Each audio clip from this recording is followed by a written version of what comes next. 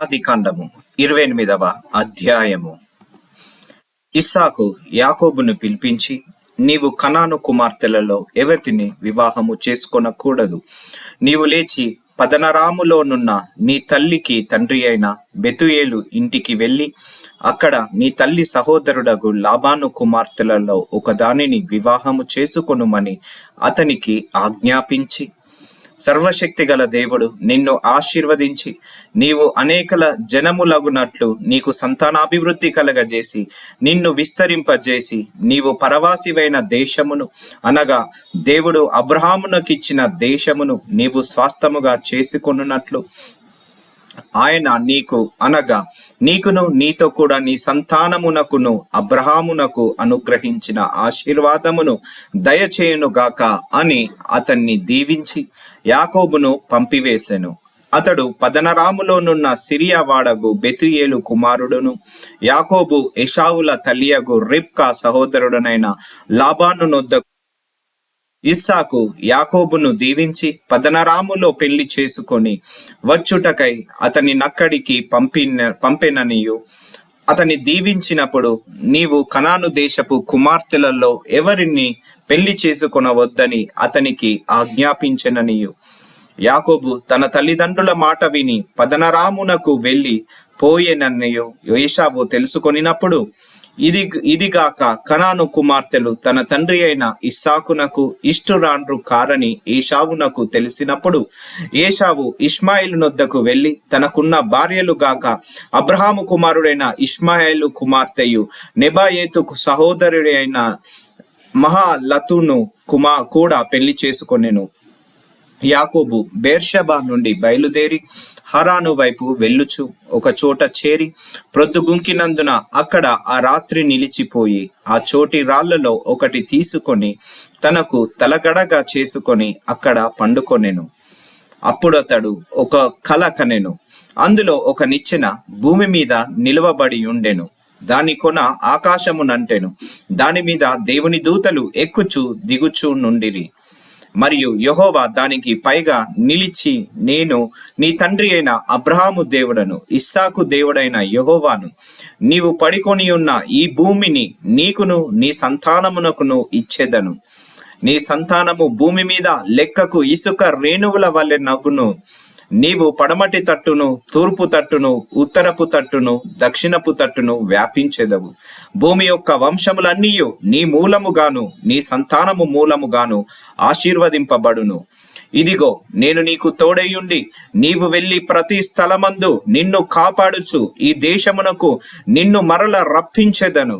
నేను నీతో చెప్పినది నెరవేర్చు వరకు నిన్ను విడువనని చెప్పగా, యాకోబు నిద్ర తెలిసి, నిశ్చయముగా యెహోవా ఈ స్థలమునందున్నాడు, అందుకు నాకు తెలియకపోయేననుకొని భయపడి, ఈ స్థలము ఎంతో భయంకరము, ఇది దేవుని మందిరమే గాని వేరొకటి కాదు, పరలోకపు గవిని ఇదే అనుకొనెను. తెల్లవారినప్పుడు యాకోబు లేచి తాను తలగడగా చేసుకొనిన రాయి తీసి దానిని స్తంభముగా నిలిపి దాని కొన మీద నూనె పోసెను. మరియు అతడు ఆ స్థలమునకు బేతేలను పేరు పెట్టెను. అయితే మొదట ఆ ఊరి పేరు లూజు.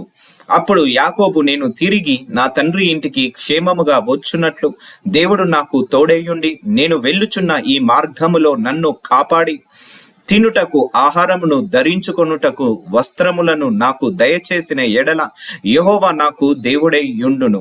మరియు స్తంభముగా నేను నిలిపిన ఈ రాయి దేవుని మందిరమగును. మరియు నీవు నాకిచ్చు యావత్తులో 10వ వంతు నిశ్చయముగా నీకు చెల్లించేదనని మొక్కుకొనెను.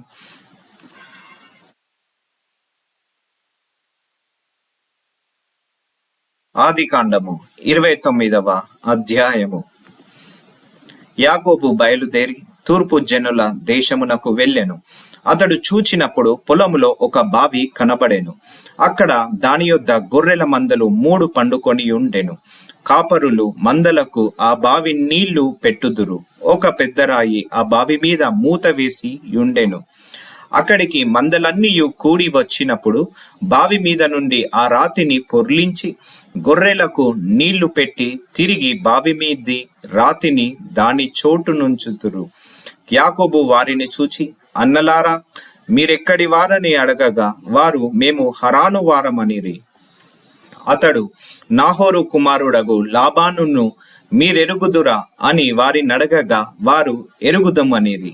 మరియు అతడు క్షేమముగా ఉన్నాడా అని అడగగా వారు, క్షేమముగానే ఉన్నాడు, ఇదిగో అతని కుమార్తె అయిన రాహేలు గొర్రెల వెంట వచ్చుచున్నదని చెప్పిరి.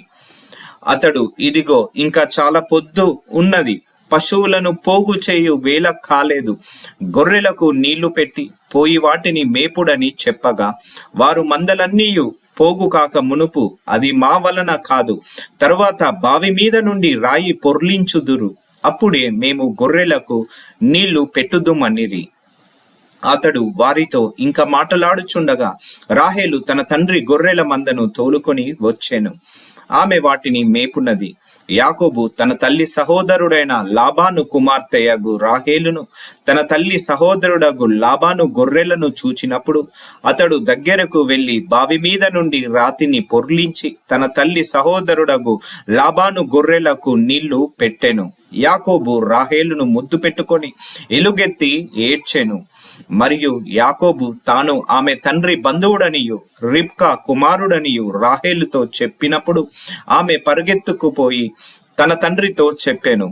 లాబాను తన సహోదరి కుమారుడైన యాకోబు సమాచారము వినినప్పుడు అతనిని ఎదుర్కొనుటకు పరుగెత్తుకొని వచ్చి అతని కౌగిలించు ముద్దు పెట్టుకొని తన ఇంటికి తోడుకొని పోయెను.